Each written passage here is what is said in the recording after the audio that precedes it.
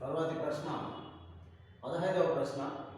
రైలు ప్రమాదం త్రుటిలో తప్పడంతో ప్రయాణికులంతా ఊపిరి పీల్చుకొనుచున్నారు.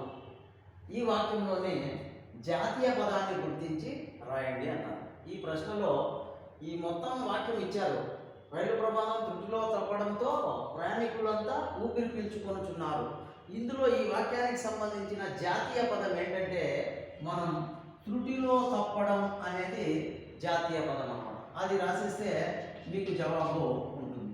త్రుటిలో తప్పడం, త్రుటిలో తప్పడం.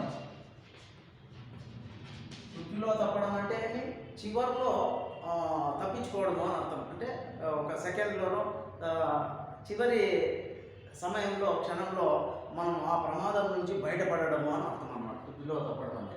ఇక నెక్స్ట్ క్వశ్చన్, కళ్ళు కాయలు కాచు ఈ పదాన్ని ఉపయోగించి అర్థవంతమైన సొంత వాక్యం రాయండి అన్నారు. అంటే సొంత వాక్యం అన్నమాట. అంటే మనం సొంతంగా ఏదో ఒక వాక్యాన్ని ఈ పదానికి అర్థం వచ్చిన విధంగా మనం ఒక వాక్యాన్ని ప్రిపేర్ చేసుకోవాలి. ముందుగా కళ్ళు కాయలు కాచు అంటే అర్థం ఏంటంటే, కళ్ళు కాయలు కాచడం అంటే మనం ఏదైనా ఒక పని కోసం, ఒక వ్యక్తి కోసం, లేదా ఒక ఏదైనా వస్తుంది అని మనం ఎదురు చూడడం అనమాట.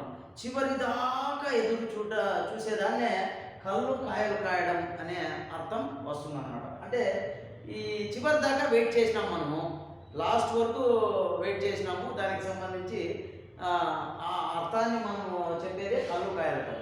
దీనికి ఒక సొంత వాక్యం మనం తయారు చేస్తాం. మేము అంటే విద్యార్థులు, మేము సాయంత్రం దాకా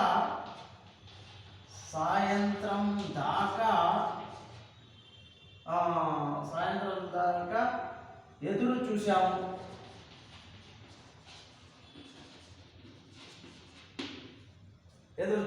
ఇది దానికి సరిపోతుంది. లేదా నేను మా ఉపాధ్యాయుడు వచ్చేదాకా కళ్ళు కాయలు కాచాను అని రాసినట్టుగా ఒక అర్థం సరిపోతుంది. లేదా ఏదైనా పేరు కూడా వాడచ్చు అన్నమాట. ఎవరైనా ఇప్పుడు వనిత తరగతిలో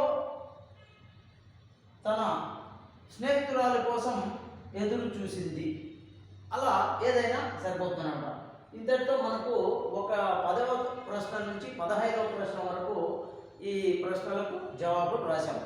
నెక్స్ట్ 16వ ప్రశ్న మనకు జవాబుని అందివ్వబోతున్నాం.